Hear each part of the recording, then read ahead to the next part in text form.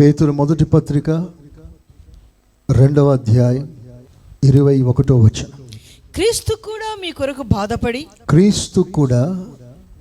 కొరకు బాధపడి మీరు తన అడుగు జాడలయందు నడుచుకొనున్నట్లు మీకు మాదిరి ఉంచిపోయాను. చాలా అందరు చేతులెత్తి యేసయ్యా స్తోత్రం అనండి. ప్రభు మనతో మాట్లాడును గాక. ఆమేన్. క్రీస్తు మీ కొరకు బాధపడి మీకు మాదిరి ఉంచిపోయాను. క్రీస్తు బాధ కూడా మనకు మాదిరిగా ఉంది. చేతులెత్తి ఆమేన్ అనండి. మంచిగా, ఇంకా గట్టిగా. క్రీస్తు బాధ మనకు మాదిరి. The sufferings of our Lord Jesus Christ is an example for us. క్రీస్తు పొందిన ప్రతి బాధ నాకు మాదిరి. క్రీస్తు ఏం బాధపడ్డాడు? ఒకటి, క్రీస్తు ఎలా బాధపడ్డాడు? 2, క్రీస్తు ఎందుకు బాధపడ్డాడు? 3, క్రీస్తు ఏ విధంగా బాధపడ్డాడు? 4, అది చిన్న బాధ అయినా పెద్ద బాధ అయినా మనందరికీ మాదిరిగా ఉంది ఆ బాధ. చేతులెత్తి ఆమేనండి. మాదిరి అనగా మనము కూడా ఆ బాధని మాదిరిగా పెట్టుకొని క్రీస్తును వెంబడించాలి. అనగా యేసయ్య మనకు ఎలా మాదిరిగా ఉన్నాడో అలాగే యేసయ్య పొందిన ప్రతి బాధ కూడా నీకు నాకు మాదిరిగా ఉండిపోవాలి. ఈరోజున అతి శ్రేష్టమైన పాఠముతో ప్రభు మనలను దర్శించునుగాక. ఆమేన్. యేసయ్య ఎవరి వల్ల బాధపడ్డాడు? యేసయ్య ఏ విధంగా బాధపడ్డాడు? యేసయ్య ఎందుకు బాధపడ్డాడు? ప్రతి బాధ నాకు మాదిరిగా ఈ రోజున, నీకు మాదిరిగా ఈ రోజున ప్రభు నీతో మాట్లాడటానికి ఇష్టపడుతున్నాడు. అంటే ఆ బాధ గుండా మనము కూడా అలాగే బాధ అనుభవిస్తూ వెళ్ళిపోవాలి. ఆయన బాధపడి మనకు ముందుగా మాదిరిగా ఉండినట్లుగా ఆయన దాటిపోయాడు. ఇప్పుడు మనం ఆయన అడుగులో అడుగు వేసి ప్రభుని వెంబడించాలి. Same way. ప్రభు మార్గం వేరు, నా మార్గం వేరు కాదు. ఒకే మార్గం. ఏ మార్గంలో ప్రభు నడిచాడో అదే మార్గంలో అడుగు జాడలు నా కొరకు ఉంచిపోయాడు. సో నేను కూడా అదే మార్గంలో నా ప్రభుని వెంబడించాలి. అందరూ ఆమేన్ అన్నారా? అందరూ అన్నారా? ఇంకా గట్టిగా. యేసయ్య నడిచిన అదే మార్గంలో నేను నడవాలి. యేసయ్య పొందిన ప్రతి బాధ నేను మాదిరిగా తీసుకోవాలి. ఎప్పుడు మనం ఆయన ఇలా బాధపడ్డాడు, అలా బాధపడ్డాడు అని ఎన్నో విషయాలు మీరు వింటారు. ఆ బాధ నీకు మాదిరిగా నువ్వు తీసుకోవాలని ప్రభు కోరుకుంటున్నాడు.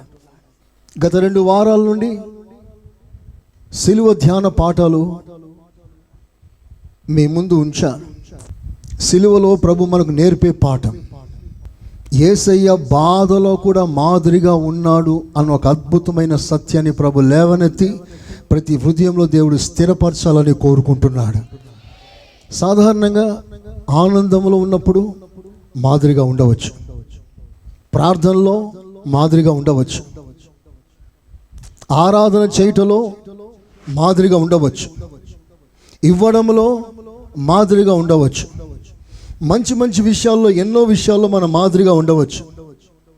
కానీ కష్టకాలమున, బాధలో, సమస్యలో నలిగిపోతున్నప్పుడు నువ్వు బాధగా ఉన్న ఆ పరిస్థితుల్లో నువ్వు మాదిరిగా ఉండగలిగిన కృప పొందుకుంటే ప్రపంచంలో అందరికంటే నువ్వు ధన్యుడుగా మార్చబడతావు. Praise the Lord. హల్లెలూయా. ఎందుకంటే కష్టకాలంలో అందరూ సాక్ష్యాన్ని పోగొట్టుకుంటారు. బాధలలో అందరూ ప్రభుకు దూరం అయిపోతుంటారు. సమస్యలలో అందరూ సనుగుతారు, ఇబ్బంది కలిగినప్పుడు అందరూ వెనుకాడుతారు. అక్కడ మాదిరిగా ఉండలేరు. నష్టాల్లో ఉన్న విశ్వాసి దిగిపోతాడు, దిగజారిపోతాడు. అందుకని గతంలో మీకు యోబును ముందు పెట్టాను. భక్తుడైన యోబు తాను పడ్డ బాధ ఇంతంత కాదు. ఆస్తి నష్టమైంది, గొర్రెలు, గొడ్లు, మేకలు, వంటలు అన్నీ నష్టమైపోయాయి. ఒక్కటి మిగల్లేదు. ఈ లాస్ట్ ఎవ్రీథింగ్. పాడి పంటలు పోయాయి. తనకున్న 10 మంది పిల్లలు ఒక్కసారి చనిపోయారు. ఒక్కడు కాదు, 10 మంది. తన కడుపున పుట్టిన 10 మంది సంతతి ఒక్కసారి చనిపోయారు. తన భార్య ముళ్ళుగా మారింది. తనకున్న ఆరోగ్యం పూర్తిగా పోగొట్టుకున్నాడు. ఎంత రోగి అయిపోయాడంటే ఒక శాపగ్రస్తునికి వచ్చిన రోగం వచ్చింది యోబుకి. ఒక నీచుడు, నికృష్టుడు, ఒక భ్రష్టుడు అనుభవించవలసిన రోగాన్ని భక్తుడైన యోబు అనుభవిస్తున్నాడు. ఎవరి యోబు? ఆనాడు ఆ భూమి మీద ఆ ప్రాంతంలో ఉన్న మనుషులందరికంటే ఒక మంచి ప్రఖ్యాత సాక్ష్యం కలిగిన దైవజనుడు. స్తోత్రం చెప్పండి గట్టిగా. సాక్షాత్తు దేవుడే దిగి వచ్చి సాతానుతో సవాలు చేస్తున్నాడు. నా భక్తుడైన యోబును చూసావా అని యోబు విషయంలో బహుధైర్యము కలిగి, యోబు తాను ఎంత అనుభవించవలసి ఉందో అవన్నీ నా కొరకు అనుభవిస్తాడు అన్న ధైర్యం దేవునికి కలగగా యోబు పక్షం నిలబడి సాక్ష్యం ఇస్తున్నాడు. దేవుడు ఒక మనిషిని గూర్చి సాక్ష్యం ఇవ్వడం సాధారణమైన విషయం కాదు. ఎంత యథార్థంగా ఉంటే దేవుడు సాక్ష్యం ఇస్తాడు. ఎంత భక్తి గలవాడంటే సాతానుతో సవాలు చేస్తాడు. దేవునికి యోబు మీద గట్టి నమ్మకం కలదు. చేతులెత్తి ఆమేనండి. ఈ భక్తుడు నా కొరకు ఎంతైనా భరిస్తాడు, కదలడు అన్న నమ్మిక దేవునికి కుదిరింది.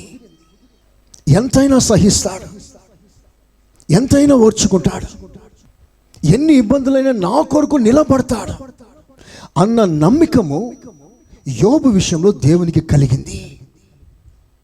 అందుకని ఆ నమ్మకం చొప్పున యోబుకి భయంకరమైన బాధలు, హింసలు కలిగిన దేవునికి ఉన్న ఒకే ధైర్యం ఏమిటయ్యానంటే యోబు పొరపాటున కదలడు. చప్పలు కొడతారా గట్టిగా? కొట్టండి గట్టిగా. యేసయ్యా స్తోత్రం అనండి. చెప్పండి గట్టిగా, యేసయ్యా స్తోత్రం.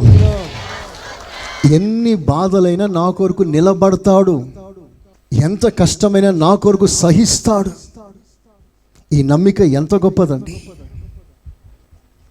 నీతిమంతులకు ఎందుకు కష్టాలు వస్తాయి అనుకుంటూ ఉంటారు. మేమేం తప్పు చేయకపోయినా మాకెందుకు ఈ బాధలు అనుకుంటూ ఉంటారు. దేవుడు నీ ద్వారా ప్రపంచానికి నేర్పదలిచిన పాఠం ఏమిటంటే ఆనందం, సంతోషం అన్నీ కలిసి వచ్చినప్పుడు మాత్రమే కాదు భక్తి. ఎన్ని ఇబ్బందులైనా, ఎంత ఇరుకైనా, ఎంత కష్టమైనా ఈ కష్ట నష్టాలతో భక్తితో సంబంధం ఉండదు. భక్తి గల దేవుని బిడ్డ ఎన్ని ఇబ్బందుల మధ్యలో కూడా అతడు నా కొరకు నిలబడగలడు అన్న సాక్ష్యం ప్రపంచానికి నీ ద్వారా చూపించాలనుకున్నాడు. ప్రైజ్ ది లార్డ్, హల్లెలూయా. ఈ విశ్వాసి ఎంతైనా సహిస్తాడు, కదలడు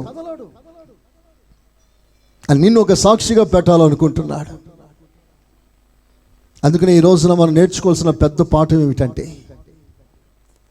ప్రపంచాన్ని ఒక సాక్షిగా ఉండాలి. ఎందుకంటే ఇది కదులుతున్న లోకం, కదిలించబడుతున్న లోకం. ప్రభుత్వాలు కదిలిస్తున్నాయి, కపట సహోదరులు కదిలిస్తున్నారు, మనల్ని వ్యతిరేకించే ఉన్మాదులు కదిలిస్తున్నారు. నీ స్కాలర్షిప్ ఆపి కదిలించే ప్రయత్నం, నీకున్న రిజర్వేషన్ తగ్గించేసి నిన్ను కదిలించే ప్రయత్నం. దేవుని బిడ్డలను జల్లడ పట్టే సమయంలోకి మనం వచ్చాం. ఇలాంటి భయానకమైన పరిస్థితుల్లో సాతాను నిన్ను టార్గెట్గా పెట్టుకున్నాడు. ఎలాగైనా నిన్ను పడగొట్టాలని వాడు కదిలిస్తున్నాడు. నీకున్న స్థిర ధైర్యం, విశ్వాసం ఏమిటంటే, నా ప్రభులో నాకున్న గట్టి పట్టు ఏమిటంటే, ఎంత బాధ అయినా ప్రేమతో ఆయన కొరకు నేను సహిస్తాను. చేతులెత్తి ఆమెనంటారా? ఇంకా గట్టిగా. ప్రియమైన దేవుని బిడ్డలారా, మీకు వచ్చిన ఇబ్బందుల మధ్యలో కనీసం కొంతైనా నీ విశ్వాసం మందగిల్లకుండానట్లుగా ప్రభులో గట్టిగా నిలవాలని కోరుకో, ప్రార్థన చేసుకో. అలాంటి వారి కొరకు దేవుని రాజ్యం ఎదురు చూస్తుంది. హల్లెలూయా. నిలిచి ఉన్న వారి కొరకు నా ప్రభు తిరిగి రానై ఉన్నాడు. Praise the lord. గత 2 పాఠాల్లో సిలువని ఎలా ఎదుర్కోవాలి అన్న విషయాలు మీరు నేర్చుకున్నారు. మొదటి పాఠంలో సిలువను ధైర్యంగా ఎదుర్కోవాలి అన్నాను. Endure cross with boldness. పొరపాటున భయపడకండి, అధైర్యపడకండి. మీ మీదికి వస్తున్న శ్రమలను చూసి పట్టు వదిలిపెట్టకండి. ధైర్యంగా వాటిని ఎదుర్కోండి. ప్రభు తగిన కృప మీకు ఇచ్చునుగాక. యేసు ప్రభుని పట్టుకోవటానికి వచ్చినప్పుడు నా ప్రభు పారిపోలేదు, నిలబడ్డాడు.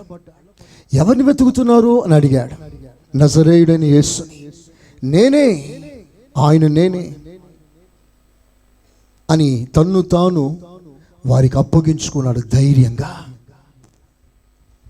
కష్టకాలంలో పారిపోయేవాడు దేవుని ఎదుట నిలవలేడు. అలా పారిపోయిన వారి జాబితా పరిశుద్ధ గ్రంథంలో ఓ పెద్ద లిస్టే ఉంది. వారి సాక్ష్యం నిలబడలే. ఒక చిన్న సాక్ష్యం బైబిల్లో రూతు, ఓర్ఫా ఉంటారు. రూతు నిలబడింది, ఓర్ఫా వెనుతిరిగింది.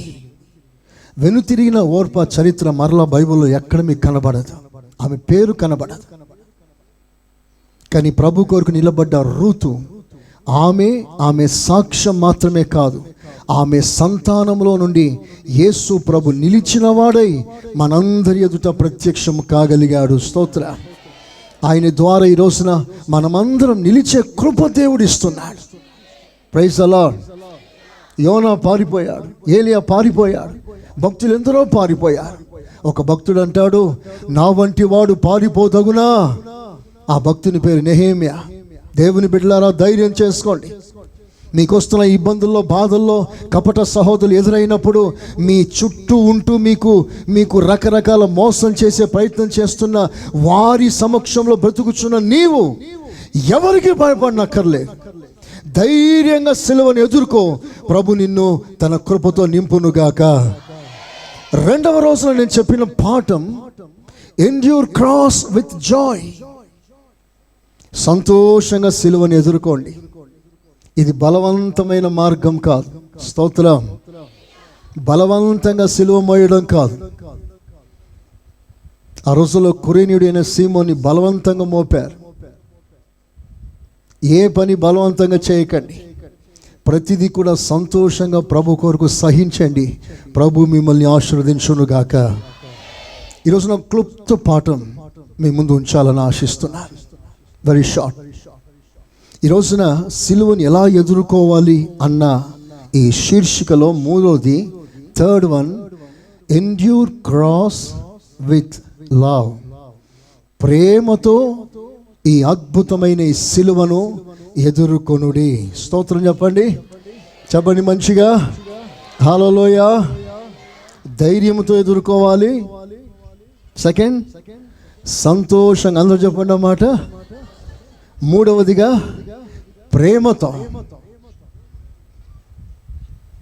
ప్రేమతో ఆహ్వానించండి సిలువని. ప్రేమతో ఎదుర్కోండి సిలువని. ప్రేమకి నిజమైన గుర్తు సిలువ. ఆమేనండి. ప్రపంచంలో ప్రేమకి రకరకాల గుర్తులు ఉన్నాయి, చిహ్నాలు. అందరికీ తెలిసింది హార్ట్ షేప్, లవ్ షేప్ అంటారు. కొన్ని ప్రాంతంలో గులాబీ, లవ్ సింబల్. మన భారతదేశంలో తాజ్ మహల్ ప్రేమకి గుర్తు, ఆనవాల్. అయితే నేను చెప్పే అద్భుతమైన సత్యం, ఈ ప్రేమలన్నీ చెరిగిపోతాయి. చెరగని ప్రేమ ఒకటే, అదే యేసయ్య ప్రేమ. చప్పట్లు కొట్టండి గట్టిగా. హల్లెలూయా, హల్లెలూయా. ఏ ప్రేమైన ప్రపంచంలో అన్నీ ఆరిపోతాయి, అన్నీ ఆగిపోతాయి. ఏ ప్రేమ మనకు తోడుగా ఉండదు. మనకు దగ్గర ఉన్నవారు దూరం అయిపోతారు. ప్రాణానికి ప్రాణం ఇవ్వగలిగిన వారు ప్రాణం తీసే పరిస్థితులు కూడా వస్తాయి. ఈ లోకంలో ప్రేమ అంతా మాయ. ఈ లోకంలో ప్రేమ అంతా ఉట్టి వేషం. అనుకూలం ఉన్నంత వరకు ప్రేమ, అందం ఉన్నంత వరకు ప్రేమ, డబ్బు ఉన్నంత వరకు ప్రేమ, హోదా ఉన్నంత వరకు ప్రేమ, రాబడి ఉన్నంత వరకు ప్రేమ, నువ్వు ఇచ్చినంత వరకు ప్రేమ, వారి ప్రక్కన నిలబడినంత వరకు ప్రేమ. కొంచెం తేడా వచ్చిందంటే బిగిసి కొడుతుంది. మరి ఎన్నడూ అతుక్కోలేనంతగా విరిగిపోతుంది ప్రేమ. అందుకనే మనుషుల ప్రేమలో స్వార్థం ఉంది. అయితే వీటన్నిటికన్నా మించిన ప్రేమ నా యేసయ్య ప్రేమ. అది శాశ్వతమైన ప్రేమ. కొంతకాలం కాదు, అంతవరకు నిన్ను ప్రేమిస్తుంది కనుక అది అంతమే లేని ప్రేమ. అందరూ మంచిగా ఆమేనని చెప్తారా? ఇంకా గట్టిగా.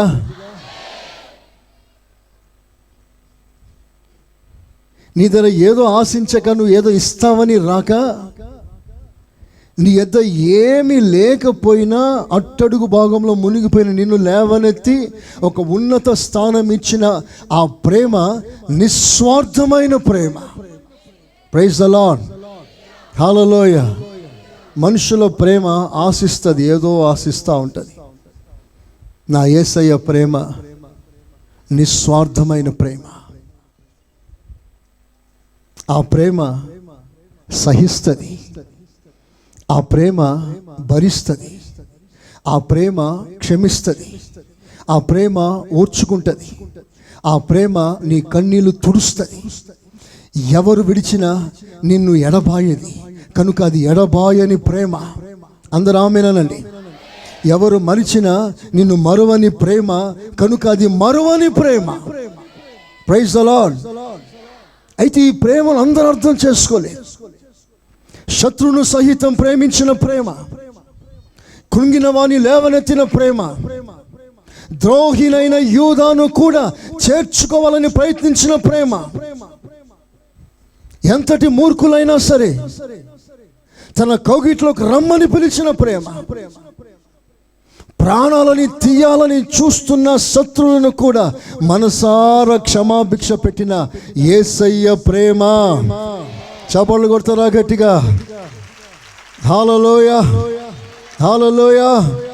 అది నేను ఎత్తుకున్న ప్రేమ, హత్తుకున్న ప్రేమ, కౌగిట్లో పెట్టుకున్న ప్రేమ, నిన్ను వెంటాడుతున్న ప్రేమ, నీవు ఎవ్వరు లేరని బాధపడి ఒంటరిగా ఉన్నప్పుడు నీ ప్రక్కన నిలిచి నిన్ను సేద తీర్చిన ప్రేమ. ఆ ప్రేమకు మనం ఎంతైనా రుణస్థులమై ఉన్నాం. Praise the lord. అయితే ప్రపంచం ఆ ప్రేమను అర్థం చేసుకోలేదు. బాగు చేయాలనుకున్న ప్రేమను అర్థం చేసుకోలేదు. పడి ఉన్న వారిని లేపాలనుకున్న ప్రేమ అర్థం చేసుకోలేదు. భ్రష్టు పట్టిన సమాజాన్ని ఉద్ధరించాలనుకున్న ప్రేమని సమాజం, ప్రపంచం అర్థం చేసుకోలేదు. అందుకని ఆ ప్రేమ స్వరూపైన యేసుని సిలువ వేసింది. ఆ ప్రేమను చులకనగా చూసింది. దేవునిలా ప్రేమించాలనుకున్న ప్రతి ప్రేమ, హృదయం కలిగిన ప్రతి వాణిని ప్రపంచం నిర్లక్ష్యం చేస్తుంది. ప్రపంచానికి ఏం కావాలి? పగ. ప్రపంచానికి ఏం కావాలి? సాధింపు. ప్రపంచానికి ఏం కావాలి? దెబ్బకు దెబ్బ.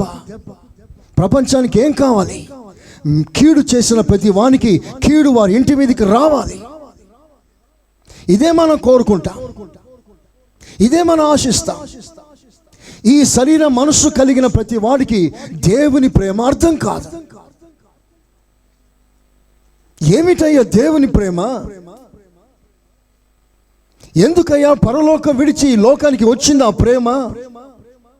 నీలో గూడు కట్టుకున్న ప్రతి ద్వేషపు జ్వాలలను ఆర్పాలని, మీ మధ్యలో కట్టబడిన ప్రతి ద్వేషపు గోడను కూల్చాలని నా యేసయ్య ప్రేమగా ఈ లోకానికి దిగి వచ్చాడు. ఆయనే నిజమైన ప్రేమకి ఆనవాలు, గుర్తు, సింబల్.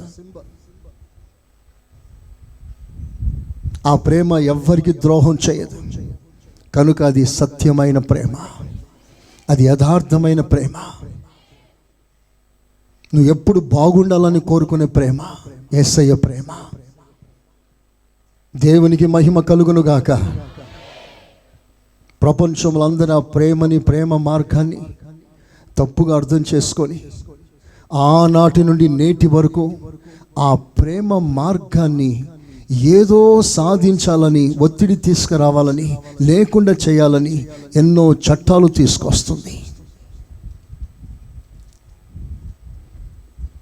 క్రైస్తవ్యం ఒక మార్గమని, ఇది ప్రేమ మార్గమని ప్రపంచానికి బోధిస్తే ఈ ప్రేమ మార్గాన్ని అర్థం చేసుకోక ఇది ఒక మతముగా సృష్టించింది. మతాల్లో ఆచారాలు ఉంటాయి.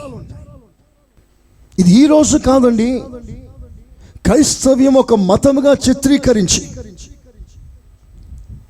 ఈ మతాన్ని పెంచుకునే ప్రయత్నం చేస్తున్నారు అని సకల మతస్థులు వారి అభివృద్ధి కొరకు పాటుపడినట్టుగా క్రైస్తవ్యం కూడా తమ మతాన్ని అభివృద్ధి చేసుకునే ప్రయత్నం చేస్తున్నారు అని తప్పుడుగా భావించి, మీకు అందరికి అర్థం కావాలి. మీకు 2 రెఫరెన్స్లు ఇస్తాను, మనసులో రాసేసుకోండి. అందరూ ఆ మాటను బైహార్ట్గా రాసుకోవాలి. అపోస్తుల కార్యాలు 19వ అధ్యాయం 23వ వాక్యం. ఆ కాలమందు క్రీస్తు మార్గమును గూర్చి చాలా అల్లరి కలిగెను. గమనిస్తున్నారా? క్రీస్తు మతాన్ని గూర్చి కాదు, క్రీస్తు మార్గాన్ని గూర్చి. ఆది అపోస్తుల కాలములో అపోస్తులు క్రైస్తవ్యాన్ని మార్గముగా చూపించారు. కానీ ఆ మార్గాన్ని నేడు అనేకులు మతముగా ముద్ర వేశారు. ఇంకొంచెం తేటగా మీకు చూపిస్తాను. అపోస్తుల కార్యాలు 24వ అధ్యాయం 15వ వాక్యం. 24:15-16. ధర్మశాస్త్రమందు ప్రవక్తల గ్రంథముల యందును రాయబడి ఉన్నవన్నీయు నమ్మి నీతిమంతులకును అనీతిమంతులకును పునరుత్థానము కలుగబోచున్నదని వీరు నిరీక్షించుచున్నట్లు నేను కూడా దేవుని యందు నిరీక్షణ ఉంచి వారు మత భేదమని పేరు పెట్టు ఈ మార్గమున. ఆ మాట గమనిస్తున్నారా? మత భేదము అని, మత భేదాలు సృష్టిస్తూ ఈ మార్గానికి మతమని పేరు పెట్టి నిందిస్తున్నారు. ఒకసారి మీరందరూ చదవండి ఆ మాట, చివరి మాట నేను చెప్పిన మాట. మత భేదం అక్కడి నుంచి చదవండి అందరూ. మత భేదమని పేరు పెట్టి ఈ మార్గమును మార్గము చొప్పున నా పితరుల దేవునిని సేవించుచున్నానని తమరి ఎదుట ఒప్పుకొనుచున్నారు. చూసారా? కొందరంట మార్గాన్ని మతమని నింద నేరం మోపుతూ పరిహాసం చేస్తున్నారు, ఒత్తిడి చేస్తున్నారు. అయితే నేను ఈ మతాన్ని మతంగా కాదు, మార్గముగా, నేను ప్రేమ మార్గముగా దీనిని అనుసరిస్తున్నాను. ఆ 2 రెఫరెన్స్ మీరు అందరూ రాసుకోండి, బుక్లో రాసుకోండి, బైబిల్లో నోట్ చేసుకోండి. క్రైస్తవ్యం మతము కాదు, క్రైస్తవ్యం మార్గం అని ప్రజలకు చెప్పండి. చేతులెత్తి ఆమేనండి గట్టిగా చెప్పండి, గట్టిగా. ఎందుకు ఇలా చేస్తున్నారంటే ఎరుగక. అందుకనే వారి మీద మనకి ప్రేమ ఉండాలి, ప్రేమ, ద్వేషం కాదు. వారు ఎరుగక వాళ్ళ మతమే గొప్పదని, వారి కంటే ఏ మతము సాటి రాదని మత నిష్ఠత కలిగిన వారు వారి మతం మీద ఉన్న ఆసక్తిని బట్టి, వైరాగ్యాన్ని బట్టి వారి మతమే పైన ఉండాలని కోరిక చొప్పున తప్పుగా అర్థం చేసుకున్న ప్రపంచం ఈ రోజున క్రైస్తవ్యాన్ని అనగదొక్కే ప్రయత్నం చేస్తున్నారు.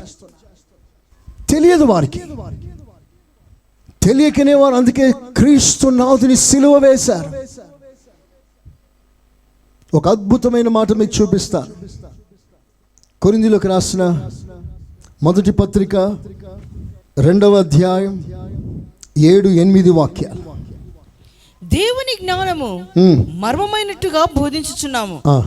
ఈ జ్ఞానము మరుగై ఉండెను. ఈ జ్ఞానం మరుగై ఉండెను. జగదుత్పత్తికి ముందుగానే దీనిని దేవుడు మన మహిమ నిమిత్తము నియమించెను. ఆ మాట కోట్ల రూపాయల మాట అండి. Don't miss it. ఒకరు చదువుతారు, అందరు నా వైపు చూడండి, మళ్ళీ చదవండి. జగత్ ఉత్పత్తికి ముందుగానే దేనిని దైవ జ్ఞానం. ఏమిటా దైవ జ్ఞానం? ప్రభు అయిన యేసుక్రీస్తు. క్రీస్తే దేవుని జ్ఞానమై ఉన్నాడు. సో యేసు క్రీస్తును చదవండి. దేవుడు మన మహిమ నిమిత్తం అందరు చేతులు పైకెత్తండి, చెప్పండి, నా మహిమ నిమిత్తం.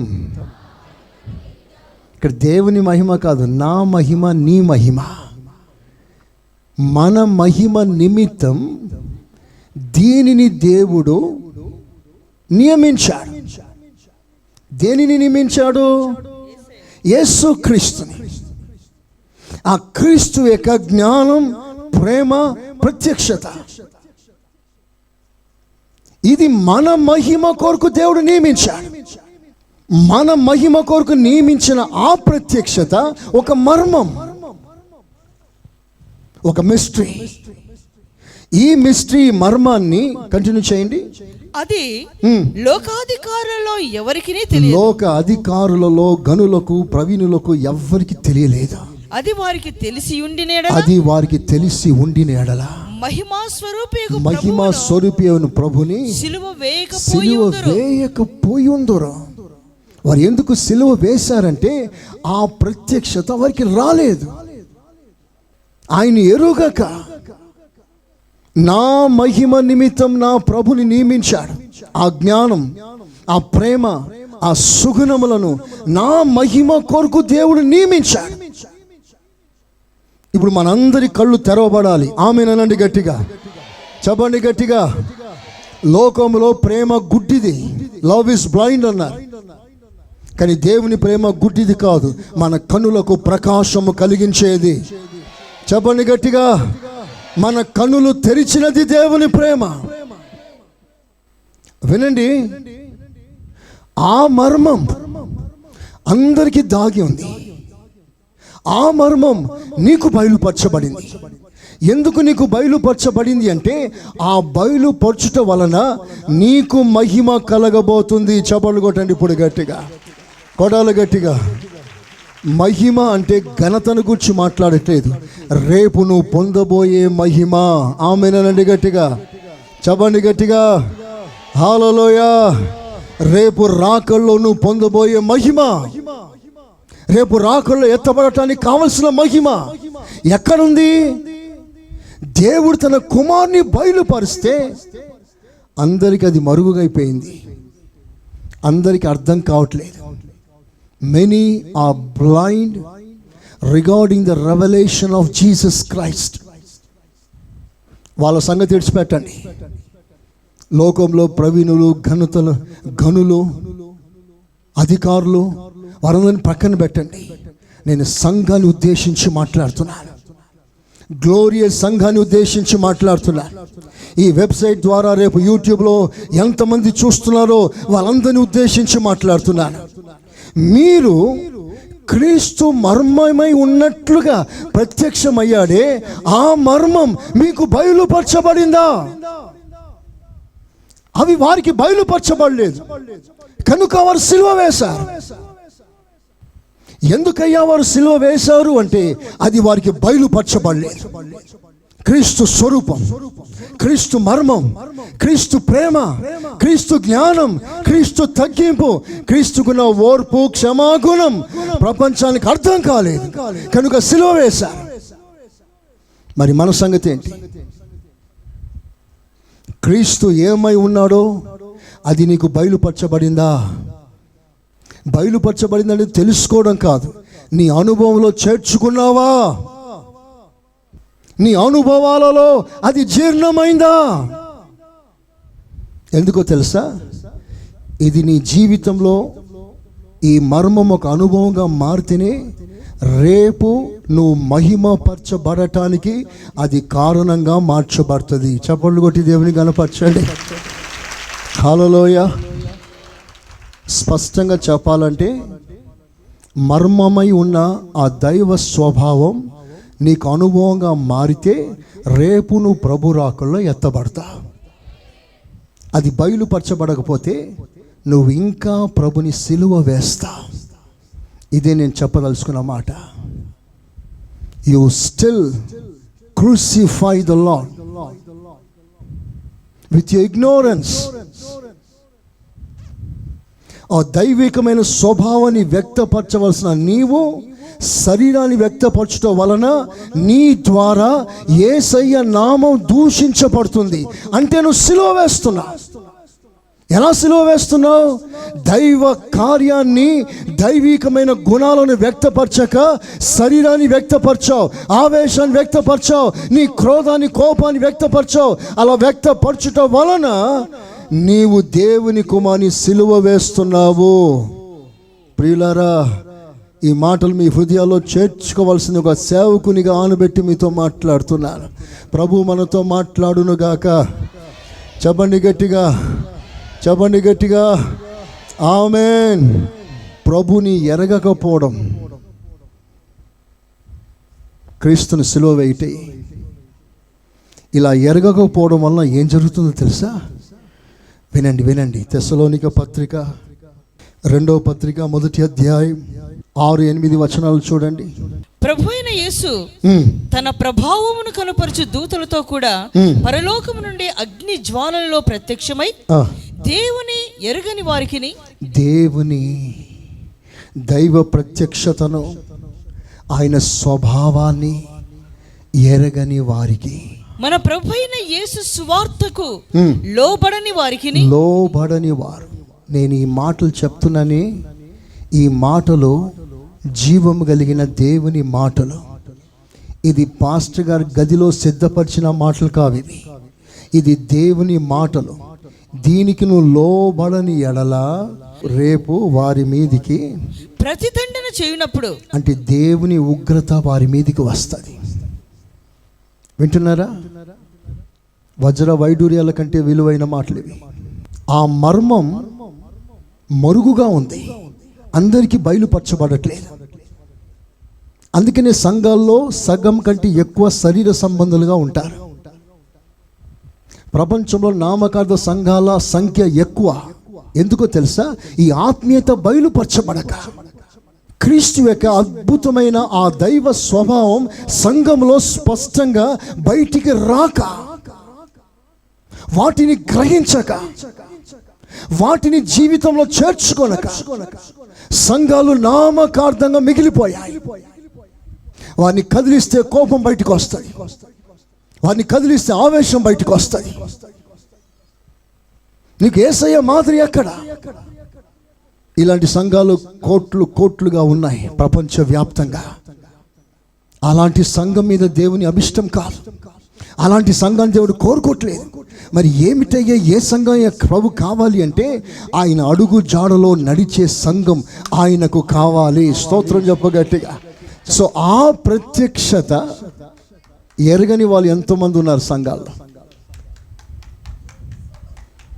ఆ స్వభావాన్ని అర్థం చేసుకోలేని వాళ్ళు వేల మందిగా ఉన్నారు.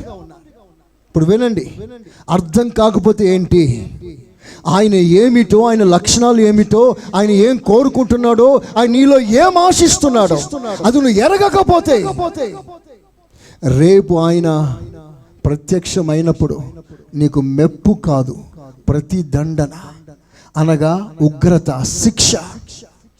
శిక్ష వస్తుందట. శిక్ష వచ్చిందంటే అర్థం ఏంటి? నువ్వు విడువబడ్డా.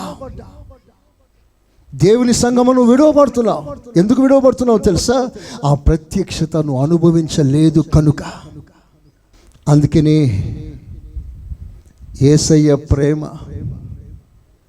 వారి మీదికి ప్రతిదండన రాకుండా, వారి మీదికి ఆ శిక్ష రాకుండా, వారు ఉగ్రత పాలు కాకుండా కల్వరి సిలువలో దేవుడు ఒక పిటిషన్ పెట్టాడు. పిటిషన్, క్షమాపత్రాన్ని తండ్రికి సబ్మిట్ చేస్తాడు. ఏమిటయ్యా క్షమాభిక్ష అంటే, తండ్రి వీరు ఎరగరయ్యా, వీరికి నా స్వభావం అర్థం కాలేదయ్యా, వీరికి పరిస్థితి అర్థం కాలేదయ్యా, దయచేసి వీరిని క్షమించు తండ్రి అని నా ప్రభు తండ్రి సమక్షములో వేడుకుంటున్న సమయం అది. ఆనాడు యేసయ్య సిలువలో వేడుకున్నాడు. వీరు ఏం చేస్తున్నారు? వీరు ఎరగని వారు ఏం చేస్తున్నారో తెలుసా? యేసయ్యను పొడుస్తున్నారు. వినండి అమ్మా, ఒక దైవ సేవకునిగా 25 సంవత్సరాలు మీ మధ్య సేవ చేస్తూ కోరుకుంటున్న మాటలు వినండి. నేను మీ వద్ద ఏమీ ఆశించలేదన్న దానికి మీరే సాక్షులై ఉన్నారు. గత 25 సంవత్సరాలుగా గుండెలు పగిలిపోయినట్లుగా నేను మీతో బోధించే బోధ క్రీస్తు పరిపూర్ణత మాత్రమే. ఆ పరిపూర్ణతకు అడ్డుగా ఉన్న ప్రతి స్వభావాన్ని కడగడం నా పని. అది దేవుడు నాకు ఇచ్చిన బాధ్యత. మీరు నన్ను ఏమనుకున్నా పర్వాలేదు, మీరు నన్ను ఎలా అంగీకరించినా పర్వాలేదు, నేను మాత్రం దేవుని ఎదుట యథార్థవంతుడనై సంఘంలో ఏ ఒక్కడు తప్పిపోకుండా ప్రతి ఒక్కడు ఆయన ముందు నిలబడాలని ఒక తీవ్రమైన కోరికతో మాత్రమే ఇక్కడ నేను నిలబడి సేవ చేస్తున్నాను. చేతులెత్తి స్తోత్రం చెప్తారా? చెప్దామా గట్టిగా? హల్లెలూయా. ప్రియ సంగమా, ప్రభుని ఎరగని వారు, ఆ ప్రేమను అర్థం చేసుకోలేని వారు, యేసు ప్రభు అందరినీ సంపాదించాలని, ఎవరిని వదిలిపెట్టకుండా అందరినీ సంపాదించాలని, ఈవెన్ సుంకర్లు పాపుల దగ్గరికి కూడా వెళ్ళిపోయి వారితో కూర్చున్నాడు. వారితో కలిసి భోజనం చేయడం ప్రారంభించాడు. వారి దగ్గరికి వెళ్ళిపోయి వారితో కూర్చొని వారితో భోజనం చేస్తున్నాడు. వారితో ఎందుకు కలిసి భోజనం చేస్తున్నాడో దేవుని మనసు ప్రజలకు అర్థం కాలి. వాళ్ళు ఏమన్నారో తెలుసా? ఈయనెవరు? పాపులతో సుంకర్లతో కలిసి భోజనం చేస్తున్నాడు ఏంటినా అని నేరం మోపే ప్రయత్నం చేశారే కానీ ఆయన మనసులో ఉన్న ప్రేమ అర్థం చేసుకోలేదు. అందుకే వాళ్ళు సిలువ వేశారు. యేసయ్య గుణం దేవుని బిడ్డ నీకు అర్థమవుతుందా? కొంచెం తగ్గించుకో, ఆయన అంతా నీకు అర్థమవుతాడు. నువ్వు శరీరంలో ఉన్నంత వరకు ఆయన నీకు అర్థం కాడు. అందుకే నా ప్రభు దేవుని యొక్క ఉగ్రత ఏ ఒక్కరి మీదకి రాకూడదు అనే ఉద్దేశంతో నా ప్రభు ఏం చేశాడో తెలుసా? తండ్రి వీరేమి చేయుచున్నారో వీరు ఎరగరు కనుక చెప్పండి వీరిని తండ్రిని వేడుకుంటున్నాడు. ప్రభువుని ఎరగని వారికి ప్రతి దండన దినమున శిక్ష వస్తుంది అని గ్రహించిన వాడై ఆ శిక్ష దాటిపోవాలి. ప్రభువా వీరిని క్షమించేసాయి అని కేక వేశాడు.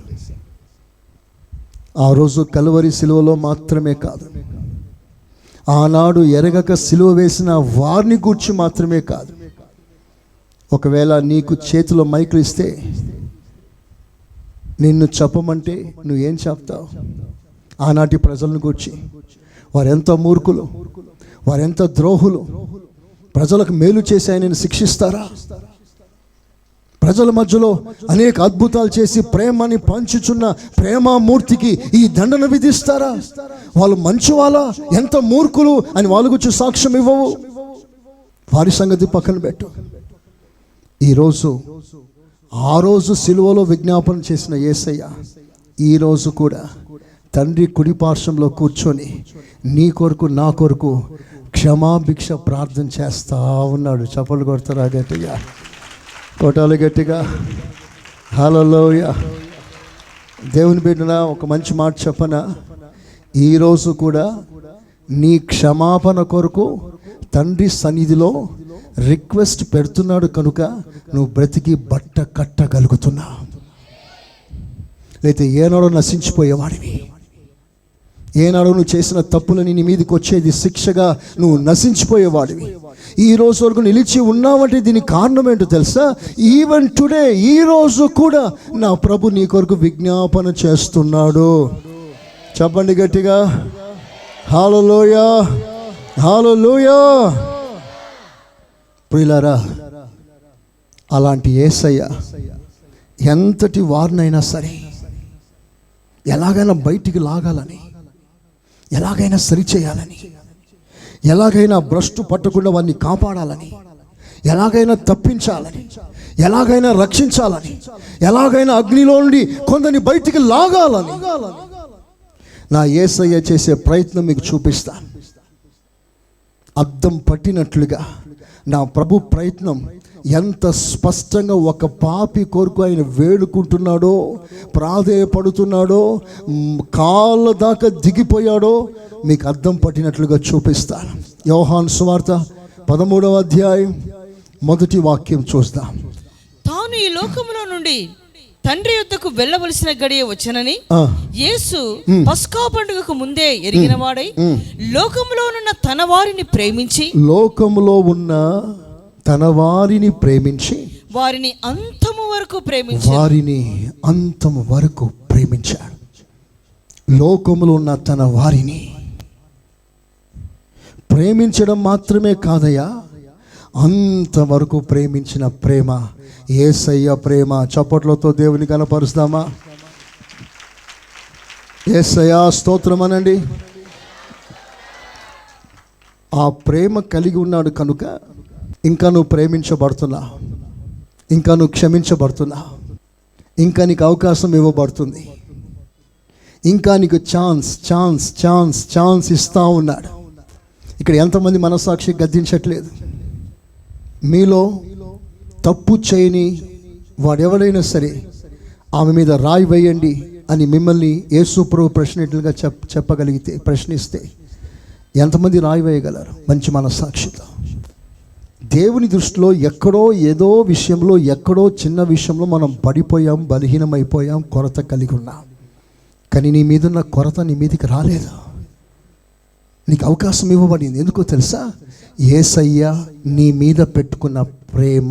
స్తోత్రం చెప్పు గట్టిగా, చెప్పండి గట్టిగా, చెప్పండి గట్టిగా, హల్లెలూయా. ఆ ప్రేమను బట్టి మనసారా దేవుని అభినందిస్తూ, ఘనపరుస్తూ, గట్టిగా కేక వేస్తూ హల్లెలూయా చెప్దామా? ఎంత చెప్పినా రుణం తీర్చలే. ఆయన ప్రేమ అంత గొప్పది. ప్రైజ్ ది లార్డ్, హల్లెలూయా. లోకంలో ఉన్న తన వారిని సాధారణంగా ప్రేమించక అంతవరకు ప్రేమించాడు. అంటే ఈ పొడుగు దారిలో నేను ఎంత సహించాడు, నేను ఎంత ఓర్చుకుంటున్నాడు, ఎంత భరిస్తున్నాడు. నీ మార్గం సాఫీగా సాగిపోయిందా? నీ మార్గం పరిశుద్ధంగా సాగిపోయిందా? నువ్వు దేవునికి ద్రోహం చేయలేదా? అన్యాయం చేయలేదా? బాధ కలిగించలేదా? దుఃఖం కలిగించలేదా? నిన్ను బట్టి నా ప్రభు ఏడవలేదా? ఈ సుదీర్ఘ ప్రయాణంలో ఎన్ని బాధలు పెట్టావు దేవుణ్ణి, అయినా ఆ ప్రేమ అంతవరకు నిన్ను ప్రేమించింది. స్తోత్ర, హల్లెలూయా, హల్లెలూయా. అంతగా ప్రేమించింది. ఈ మాట ప్రభు చెప్తున్నప్పుడు యేసయ్య మనసులో యూదా ఇస్కరియోతుని పెట్టుకున్నాడు. యూదా ఇస్కరియోతుని మనసులో పెట్టుకొని ఈ మాట అంటున్నాడు. లోకంలో తన వారిని, యూదా కూడా తనవాడే. ఒక రాత్రంతా మోకాల మీద ఉండి ప్రార్థన చేసి యూదాని కన్నాడు. మోకాల అనుభవంలో పుట్టినవాడు యూదా.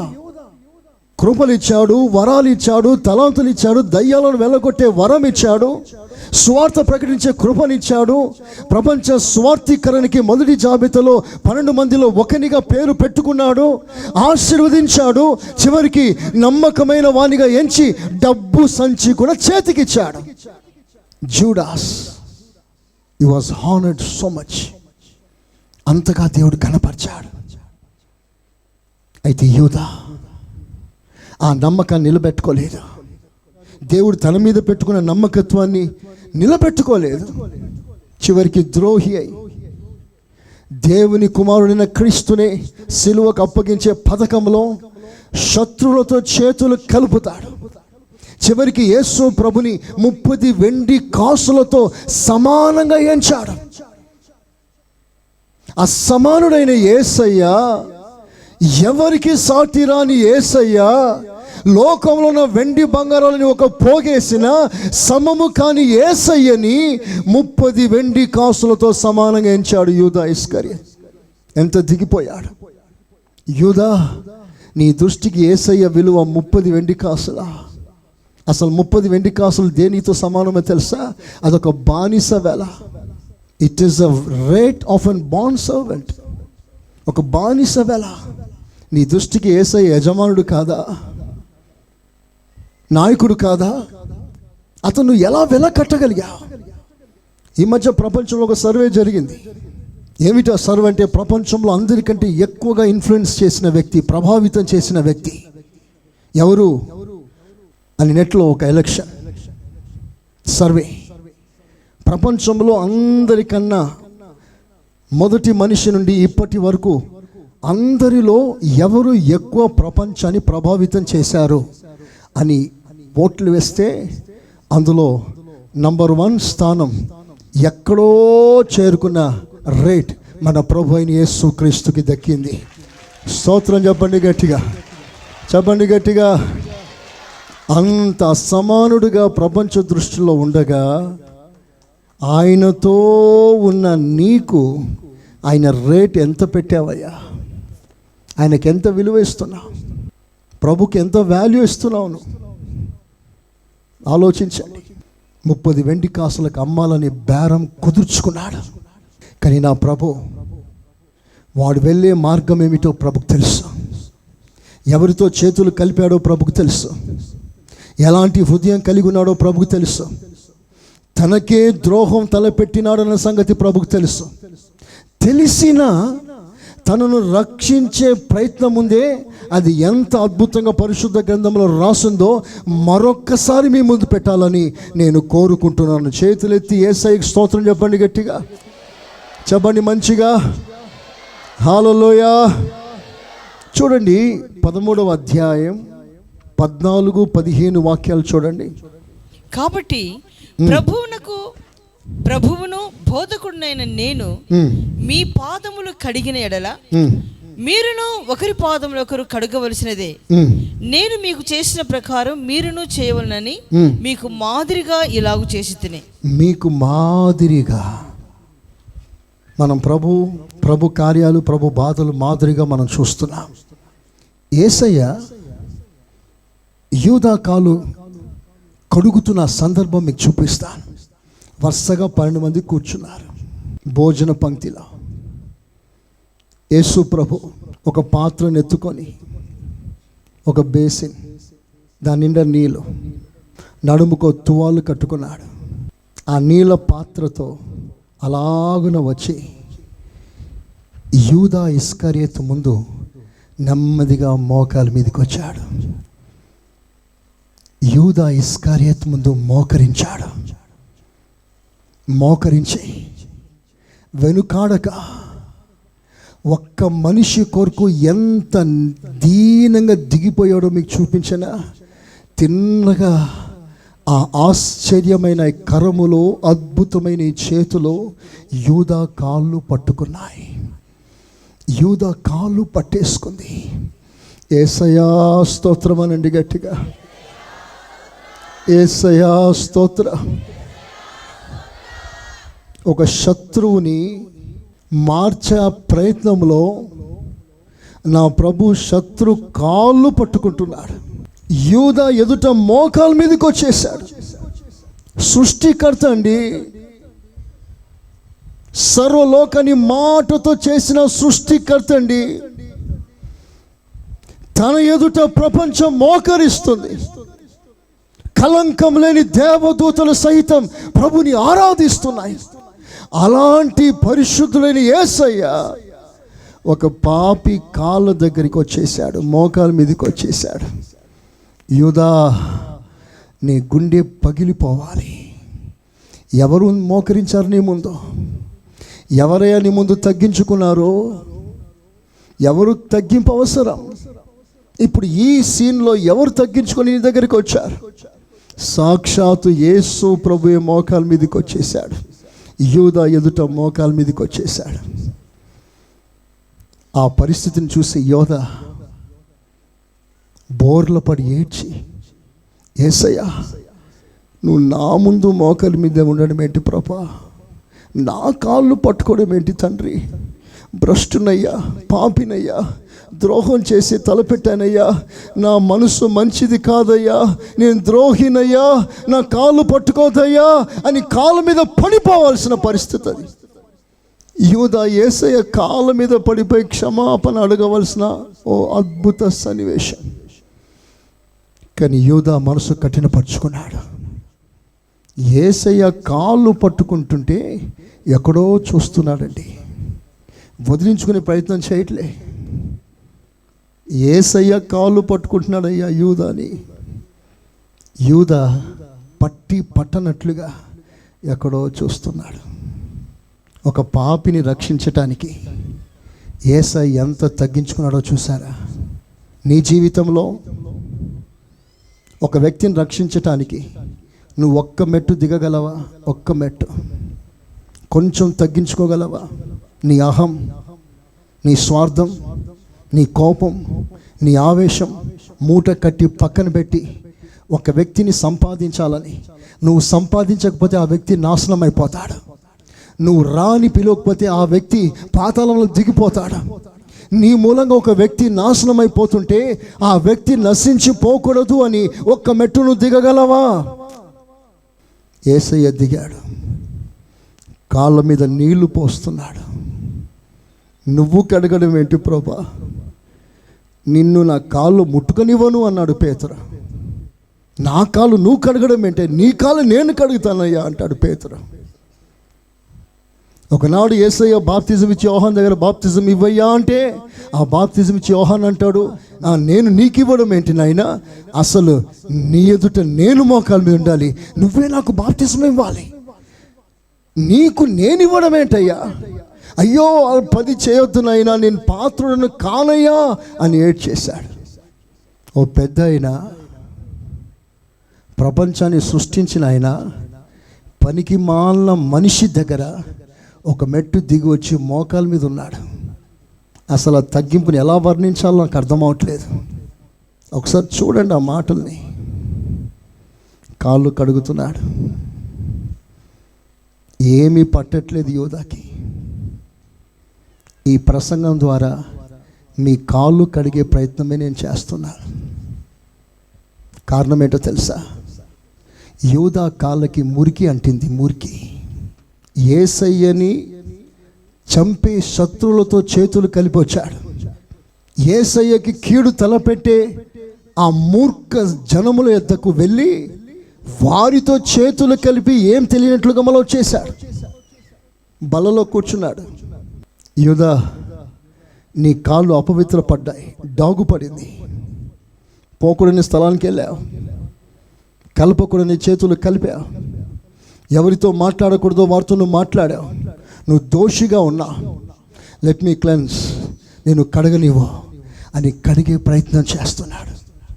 కానీ యూదా అప్పగించుకోలేదు, కఠినపరుచుకున్నాడు, కఠినంగా ప్రవర్తించాడు. ఒక పాపిని రక్షించుటకు, క్షమించుటకు ఎంత తీర్మానంతో ప్రభు ఉన్నాడో చూశారా? ఎలాగైనా యూదను సంపాదించుకోవాలి అని నా ప్రభు ప్రయత్నం చేస్తున్నాడు. స్తోత్రం చెప్పండి గట్టిగా, చెప్పండి గట్టిగా, హల్లెలూయా, హల్లెలూయా. అంటే యేసయ్య గుండెల్లోంచి పారుతున్న క్షమా ప్రవాహం ఎంతటి వ్యక్తినైనా క్షమించే మనసు కలిగిన ఆ మనస్తత్వాన్ని నీకు నాకు మాదిరిగా దేవుడు ఇక్కడ ఉంచుతున్నాడు. చప్పట్లు కొట్టి దేవుని కనపరచండి. ఆ ద్రోహిని క్షమించాలన్న మనస్సు మనకు బయలుపరుస్తున్నాడు. నన్ను చంపబోతున్నాడు, నన్ను చంపే ప్రయత్నంలో ఉన్నాడు, నాకంటే డబ్బు ఎక్కువ అయిపోయింది, వాడిని నేను క్షమిస్తున్నాను. ఇది మీకు మాదిరి. ఈ మాదిరిని అడుగు జాడల్లో మీరును వెంబడించండి.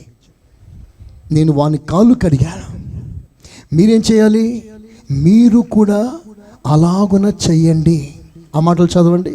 15వ వాక్యం. నేను మీ పాదములు కడిగిన ఎడల, నేను మీ పాదములు కడిగిన ఎడల మీరును ఒకరి పాదములు ఒకరు కడగవలసినదే. మీరు కూడా ఒకరి పాదములు ఒకరు కడగవలసింది. నేను మీకు చేసిన ప్రకారము, నేను మీకు చేసినట్లుగా మీరును చేయవలనని. మీరును చేయాలి. 2 చేతులు పైకెత్తి యేసయ్యా స్తోత్రం అనండి. కాళ్ళు కడగమంటున్నాడు అవసరమైతే. దోస్తు కాళ్ళు కాదు, నీకు బాగా క్లోజ్గా ఉన్నవాని కాళ్ళు కాదు, నీకు మోసం చేసిన వాని కాళ్ళు, నీకు ద్రోహం చేసిన వాని కాళ్ళు నువ్వు కడగగలవా? నువ్వు కడగగలవా? నా ప్రభు కడిగి నిన్ను కడగమంటున్నాడు.